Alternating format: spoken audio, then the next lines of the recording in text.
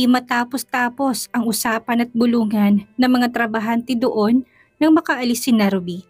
Ang karamihan sa kanila ay hugas kamay pa. Sa totoo lang, hindi naman ganun kasama ang ugali niya noong dumating siya dito. Sumama lang at lumala noong pumasok si Althea. Oo nga, friendly din siya sa lahat. Siguro naunahan lang siya ng selos at galit dahil ang akala niya inagawan siya ni Althea. I mean, ni Mrs. Almeda kay Mr. Marquez. Kaya nga siguro kung nalaman niya lang kaagad na may asawa na pala siya, hindi siguro siya aabot sa ganito kasamang tao. Sayang lang, humarap ng grupo na yon na nag-uusap. Don't get us wrong, Mrs. Almeida. Hindi sa kinakampihan namin siya pero mabuti na rin siyang tao. Huminga lang ng malalim si Althea. Wala siyang oras na sumagot at pag-aksayahan ang nangyari kay Ruby. Kasalanan niya yon, masyado siyang galit sa maganda. Hindi naman siya inaano. Tumigil ang usapan at tapunan na sila ng mga tingin ni Renz na may kahalong pagbabanta. Althea, I think okay na lahat. Alam ko may gusto ko pang sabihin kay Kenzo. Hihintay na lang kita sa labas. Lumakad na ito paalis. Huli nang maisip ni Althea na magtanong sa kanya kung bakit siya hihintayin ni Renz. Sa labas, hindi pa naman tapos ang oras ng trabaho niya sa kumpanya. Tanghali pa lang. Pinili na lang niyang pumasok sa office ni Kenzo. Naglabasan kasi sila doon kanina ng dakpin si Ruby. Kenzo, alam mo Althea, hindi ko maintindihan niyang asawa mo kung bakit dumayo pa dito para lang. Excuse me, hindi naman yata tama na magalit ka sa kanya. Si Ruby naman talagang may kasalanan. Ikaw ba, bagong biling sasakyan mo tapos gagasgasin, hindi ka ba magagalit? Oo, mayaman sila pero Kenzo, sana magets mo yung punto ni Renz. Dere-derechang sagot ni Althea ang kinagulat din ni Kenzo. Sinamaan ni Althea ng tingin ang lalaki. Tama si Renz, ang unfair ni Kenzo at ngayon niya lang napansin. Kung si Ruby pa rin ang mahalaga sa'yo, why don't you go to the police station? Pabulaanan mong mga kasalanan niya. Sabihin mo na ang nasa CCTV ay imbento lang. Bigyan mo rin siya ng abogado para labanan ang kasong isasampa ni Renz sa kanya. Wala na akong magagawa doon. Hindi ko nasaklaw ang anumang plano ni Renz sa kanya. Ang linaw, kasalanan niya. Hindi siya huhulihin kung wala, hindi ba? Napakurap-kurap si Kenzo. Noon niya lang nakitang magalit ng ganito si Althea. Pero Althea, ano bang nangyayari sa'yo kay Enzo? Hindi ka naman dating ganyan. Nasaan ang kaibigan ko na laging tamang pinaglalaban? Yung totoo, may gusto ka ba sa kanya? Wala ah. Ganun naman pala. Hayaan na lang natin ng batas na mag-decide kung anong parusa niya. At isa pa pala, baka hindi mo alam kung bakit na naman kami nagpang-abot kanina at kung bakit ako nagalit ng sobra. Itapon ba naman ng babaeng niya ng pagkain ko? Tama ba yon? Hindi ka pa kumakain? Paano ako kakain kung tinapon ng babaeng yun ang supposed to be pagkain ko? Hindi ba? Kilala mo kung nagagalit kapag gutom ako, lalo pat hindi lang naman akong kakain. Doon, naintindihan ni Kenzo kung bakit siya nagagalit na naman kay Ruby. Gusto mo bang samahan kitang kumain? Tatango na sana si Althea nang maalala niya sa Renz na naghihintay. Kailangan niya na muna itong labasin para kausapin. Dapat siyang magpakita dito para hindi mainip. Hindi na, nawalan na ako ng gana. Pero kailangan mo pa rin kumain. Mamaya na lang siguro. Parang tsunami na bumalik sa dagat ang galit ni Althea na humupa. Kaibigan niya pa rin si Kenzo. Maiba ako Althea, mukha namang concern si Mr. Salmeda sa'yo. Malay mo, manumbalik ang imposible ang iniisip mo. Naaawa lang yun sa akin kaya ganun. Saka nakakainis nga sinabi niya pa't kinalat na asawa niya ako. On process na rin naman ang annulment. Hindi ba parang tanga? I think last resort niya na yon para takutin si Ruby. Alam mo na yon, binalot sila ng katahimikan. Tama yan Althea, higit kang magiging successful kung wala siya sa buhay mo. Masisikat ka pa taasen sa skills na meron ka. Masuyo nang umiti si Kenzo. Ako na humihingi sa'yo ng paumanhin sa ginawa niyang gulo kanina. Hindi ko rin expected na bigla na lang siyang susugod dito at gagawa ng malaking gulo. Huwag mo nang alalahanin yun, Althea. Oras na rin siguro para bigyan ng lesson si Ruby. Masyado lang siyang umabuso dahil sa akin. Kahit na ang harsh ni Renz sa part na tinaon niya pang maraming nakakakita. Sana sinimplihan lang. Hindi na nagkomento si Kenzo na naging kalmado pagkatapos noon. Hinihintay ka pa ba ni Mr. Salmeda sa labas? Puntahan mo na. Ayos lang ba? Nakakahiya naman sa'yo, Kenzo. Hindi ko naman sinabi sa kanya na maghintay sa akin. Lakad na, magpasalamat ka man lang sa lahat ng mga ginawa niya. Matapos ng ilang sandali ay lumabas na rin ang opisina si Kenzo. Parang ang gwapo yata ni Mr. Salmeda ngayon. Oo nga, ngayong alam na natin na lahat bakit parang bagay na bagay silang dalawa ni Althea. I mean, ng Mrs. Almeda. Hindi ba? May similarity ng mga features nila sa mukha. Naku, sinabi mo pa. Malamang, ang sayang maging si Althea. Mayaman na tapos gwapo pang asawa niya. But, curious ako. Hindi ko magets kung bakit kailangan niya pang magtrabaho. Kung ako siya, sa bahay lang ako't panay ang paganda. Tapos, hihintay umuwi ang asawa. Pakakainin, tapos noon kami naman ang magkakainan. Saka palagi siguro kung nakabuka ka at hindi na rin ako magsusuot ng panty. Humagikik pa ito. Girl, hanggang pangarap ka na lang dahil hindi ka naman si Althea. Ang KJ mo naman, hindi ka na lang mag-oo. Hay naku, ang hirap mo namang pasayahin. Nagbibiro lang eh. Humakbang na palabas si Kenzo na natigilan sa may pinto gamit ang seryosong muka. Agad na nagsitigil ang mga employee na patuloy na nag-uusap at hindi pa rin makamove on sa mga kaganapan kanina. Patuloy nila itong pinag-uusapan at binabalik-balikan. Tapos ng palabas kanina, tama ng usapan tungkol doon. Ang sino mang mahuhuli ko na nagdadaldala ng tungkol sa nangyari ay makakatikim ng parusa. Napayuko na sa kanila ang karamihan at mariing tinikom ang bibig. Bumalik na naman sa pagiging masungit ang boss nila na matagal nang nawala. Bakit kaya siya galit? Gaga, sa mga nangyari sa tingin mo may kakayahan pa siyang sumaya? Iskandalo yun! Sa bagay, saka close rin sila ni Ruby. Yun na nga eh, sino na kayang papalit sa kanya? Sure akong hindi na yun babalik dito. Paano babalik kung makukulong na siya? Baka mag-hire ng bago. Saka baka nasaktan siya noong malaman niyang may asawa na si Althea. Hindi ba? Ibang pakikitungo niya sa kanya, parang couple sila. Uy, isa pa yan. Akala ko nga siya ang future CEO natin. Dahil magiging asawa siya ni Sir Kenzo. Hindi pala, tika na pala siya na mas mayaman pa. Based on my interpretation lang din, nabiktima rin ako niyang akala ko. Ang lakas kasi ng chemistry nilang dalawa eh. Ano pa raw? Lakas maka-fake news. Nadala tayo matapos napakiligin sa kanila. Uy, sa tingin ko alam na ni Sir ang tungkol sa identity ni Mrs. Almeda bago pa siya pumasok dito ng work. Sa tingin ko lang parang totoo yun.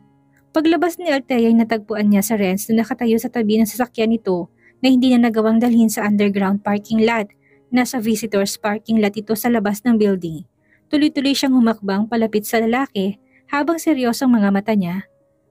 Bakit hindi mo sinabi sa akin na pupunta ka dito? I did. Ilang beses kitang tinawagan at tinext. Nasapok na ni Althea ang noo. Paano niya nga naman mababasa kung nakikipagbardagulan siya? Pero hindi ka sumasagot. Tahimik lang si Althea, tumitingin-tingin sa paligid. Wala sa plano niyang explain ang ginagawa. Bakit hindi nakasagot? Teka, ayaw mo bang malaman ng Kenzo na yon na kasal ka sa akin? Alam niya, sinabi ko sa kanya. At alam niya na din on process ang annulment natin. Ayoko lang na after nito'y panibagong issue na naman ang kakaharapin ko. Dahil lang in-announce mo kaninang asawa ako. Alam mo naman ang mga yun. Don't worry Althea, gagawin ko lahat para hindi na makabalik pa dito ang maisyang babaeng yun. Pangako, gagawin kong lahat. Walang reaksyon na tinitigan lang siya ni Althea. Bagamat hindi niya gusto ang ginawa nito, hindi niya maitago na napagaan niya Renz ang pakaramdam niya nang sumulpot ito. Para itong sinag ng araw na sumilay sa gitna ng makapal at maitim na palumpon na mga ulap. Noon na lang siya ulit numipende dito.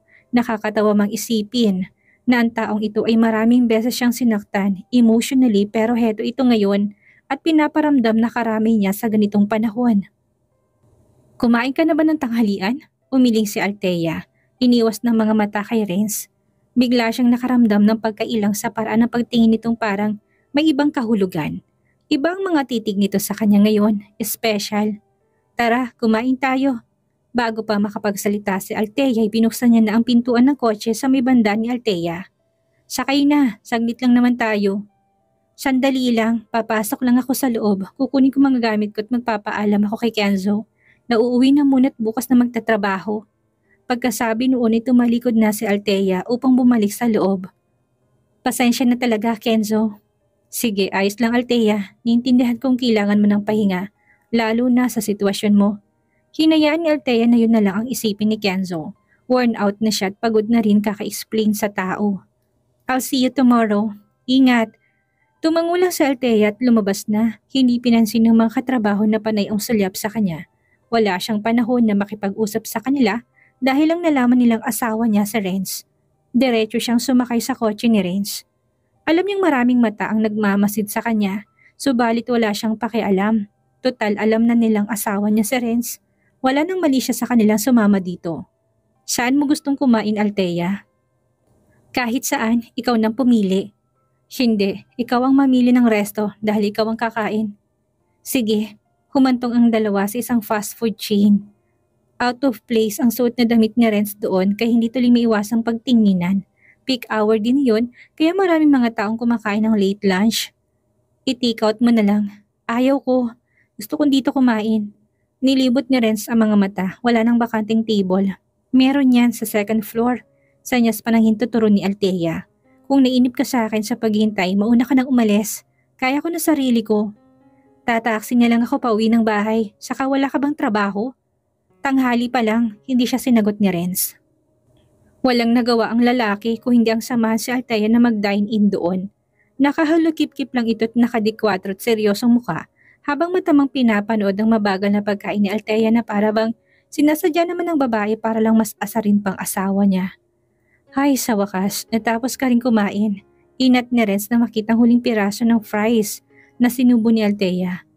Ang tagal mo kumain, 2 oras para sa isang burger at fries. Kung ako yan, mga 20 minutes lang, ubos ko na kaagad. Sabi ko naman sa'yo, umuna ka na, hindi ba? Kasalanan mo kung bakit ka naghintay ng matagal at nainip. Hinintay mo ko kahit pwede ka namang maunang umalis at iwan ako dito. Tapos magrereklamo ka?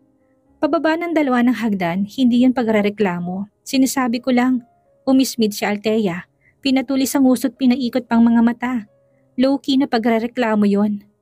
Hay nako, tigilan mo nga ako, Renz. May hinang natawa sa Renz sa pagkapikon ni Althea. Hindi na lang siya sumagot para busitin pa to. Ibinabalang ni Renz si Althea sa labas ng bahay nila at mabilis na ring umalis. Habang nasa biyahe pa uwi ay nakatanggap ito ng tawag mula kay Britney. May biglaang meeting at office visit. Yun lang ang narinig ni Althea na hindi masyadong malinaw. Tss, sabi ko na busy siya, bulong-bulong ni Althea habang pinapanood ang mabilis na paglayo ng sasakyan. Anong oras kayang uwi niya mamaya? Lutuan ko kaya siya ng dinner bilang pambawi man lang sa magandang ginawa niya kanina. Binuksan na ni Althea ang gate, akmang papasok na sana sa loob nang mapasulyap siya sa kapitbahay nilang. Ni minsan hindi niya napansin ng mga nakatira. Lingid sa kaalaman niya doon pa rin nakatira sa Eleanor, na sa mga sandaling iyon ay lihim na nakatanaw sa kanya mula sa balcony. Umiinom ng herbal tea. Bakas ang pag-alala na baka may makita si Althea dahil doon niya pinapunta si Domingo ngayon at hindi doon sa malayong apartment niya. Baka guest house lang ng may-ari. Kibit balikat pa ni Althea na tinulak ng bakal na gate para pumasok. Nasa loob na siya ng gate nang biglang may dumaan na Porsche. Muli siyang napalabas dahil akala niya si Renz iyon. Bumalik. Ngunit nang makita ang plate number nito ay nasigurado niyang hindi yan kay Renz. Lumagpas yun ng konti sa bahay ng kapitbahay nila. Napaisip si Althea. Mukhang bigati na nakatira sa bahay na karatig nila. Wala sa sariling kinuha niyang phone at kumuha ng shot. Ipapakita ko kay Renz mamaya. Baka sakaling kilala niyang may-ari. Gaya na sasakyan niya eh. Ilang oras ang nakalipas at nakaramdam ng pagka-bored si Althea sa bahay. Nakakain na siya ng snack pero parang may gusto pa rin siyang gawin. Paulit-ulit na pumapasok sa isip niya mga nangyari sa office nung umaga.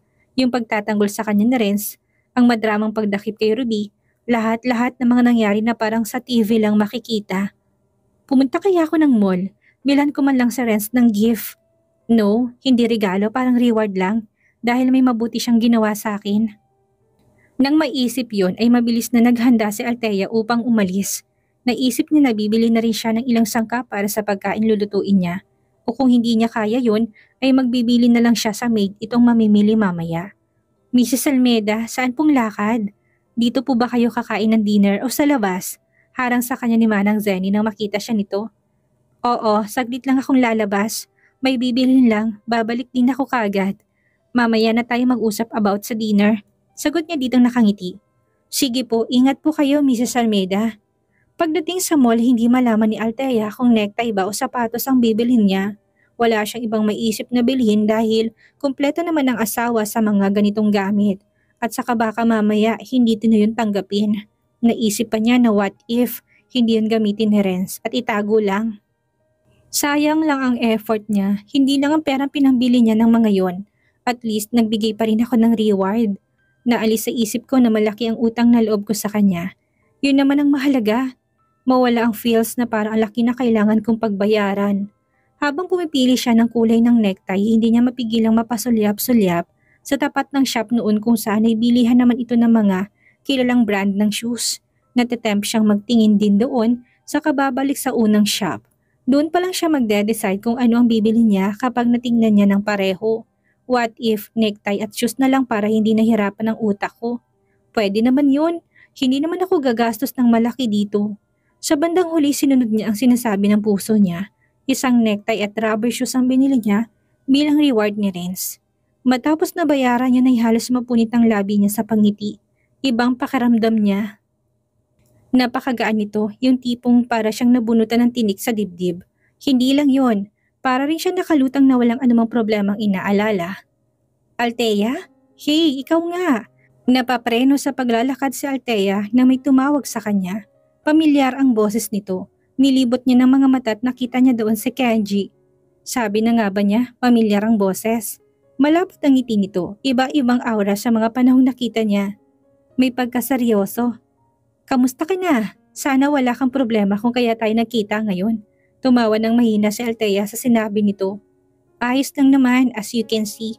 Wala rin akong problema na kagaya ng mga last nating kita. Talaga? Himala yata na nandito ka ngayon. Lumalaboy. May time? Wala kang trabaho? Day off ko. Yun na lang ang dinahilan ni Althea. Kahit na hindi pa naman yun totoo. Wala silang pasok ng weekend kaya bakit siya magdi-day off ng weekdays? Ganun pa man inasabi niya at hindi na niya mababawi. Tinaasan siya ng kilay ni Kenji. Alam kasi nitong nagsisinungaling siya. Actually, half day lang ako today. Hindi talaga day off. Napipilitan niyang bawi sa unang sinabi. Hindi naman yun binalahura ni Kenji. Bakit naman? Medyo sumama lang pakiramdam ko kanina kaya ako umuwi ng maaga. Wala si Althea na plano sabihin ditong nangyaring gulo sa office. Though kilala nito si Ruby. Kusang malalaman na lang yun ng lalaki at least hindi ito mismo sa kanya nang galing. Saka na lang siya magpapaliwanag kapag nagtanong na ito ng tungkol sa nangyari. Talaga ba? Tapos nandito ka naman sa halip na nagpapahinga ka sa bahay mo. Tumawa na lang ulit si Althea. Sinipat ng kabuuhan doon ni Kenji. Kailangan niyang mabagong topic nila. Baka mamaya mapilitan pa siyang sabihin sa kanyang totoo. Ikaw, anong ginagawa mo dito? Nagtatrabaho, inspection. Napatango na lang si Althea. Nakalimutan niyang sa shopping malls nga rin palang linya ng negosyo nila kagaya na sa Masalmeda. Sa dami nangyari, hindi na niya maalala pa yon. Kumain ka na ba? Oo, tapos na. Sagot ni Althea na nilakipan pa ng mas malakas na pagtawa. Sure ka ba? Sa bagay, mukha namang hindi ka gutom ngayon. Nahihiyang lumakas pang tawa ni Althea. Hindi sinasadyang napalo sa braso si Kenji. Ang witty kasi nito. Paano kasi kada makikita sila, palaging tinatanong kung kumain na ba siya at madalas sa mga pagkikita nilang iyon ay totoong gutom siya. Ngayon lang iyon hindi nangyari. Oo nga, kumain na ako kanina. Siguro kung hindi siya tinanong ni Renz at lumabas siya ngayon, malamang gutom na naman siya. Sakto na namang nagkita sila bigla ni Kenji. Bagay na alam niyang coincidence palagi. So paano Kenji? See you around. Sige Althea, nice meeting you here na hindi ka gutom. May trabaho rin kasi ako. Ayain sana kita magkape. Sa susunod na lang? Sige lang, bye. Lumabas na si Althea ng mall at nag-abang ng taxi. Hindi na siya naglakas ng loob na mag-drive ng isa sa kotse ni Renz kahit na sinabi nitong pwede siyang gumamit pa rin alinman dito. Nagka-phobia na siyang maulit ang nangyari. Manang Zenny, pasensya na po talaga ha. Nakalimutan kong bumili ng mga ingredients sa mall. Nandun na ako eh. Hindi sumagi sa isipan ko. Wika ni Althea habang tinatali sa katawan niyang gagamiting apron. Nag-crave siya bigla ng lasagna at white pasta. Niisip niyang gumawa. Mas masarap ito kapag homemade dahil alam niya kung paano ginawa. Wala pong problema Mrs. Almeda. Ilista niyo na lang po at ako na pong bahala. May malapit lang na wet market sa labas nitong subdivision. Salamat Manang Zenny. Matapos magluto'y tinikman-tikman lang lahat ni Althea yon. Naisip niya na ito na rin ang gagawin nilang dinner ni Renz. Package ito sa reward na nais niyang ibigay kasama ng mga pinamili. Sana lang talaga magustuhan niyo ng kanyang asawa. Hindi literal na pinakitang gusto niya. Ma-appreciate lang ito ay okay na yun sa kanya. Masaya na siya at kahit isang beses lang gamitin, hindi na siya magtatampo. Basta makita niya. Mag-aayos lang ako ng sarili. Umakyat si Althea ng silid. Naligo at nagpalit ng bagong damit. Pinawisan siyang magluto kahit nakatulong niyang ilan sa mga maid na naroon. Saktong tapos niya na sa gagawin na makatanggap siya ng tawag mula yun sa kaibigan niya si Kenzo. Hi Kenzo, busy ka? Hindi naman, bakit? Okay ka na ba? I mean, wala ka bang masamang nararamdaman sa katawan? I'm just checking, dahil sa rumble niyo kanina. Baka kasi ibang epekto nun sa katawan mo, lalo na sa baby mo. Nope, ayos lang ako. Don't worry, walang masakit sa katawan ko. Parang ang walang nangyari. May bagong dating na project designs dito na gusto kong ibigay sa'yo. Kaso hindi natin pwedeng pag-usapan through phone. Pwede bang magkita tayo? Sa labas ka na lang mag-dinner. Samahan mo ako. Explain ko sa'yo habang kumakain tayo. Kung ayos lang naman. Kung hindi di bukas na lang pagpasok mo.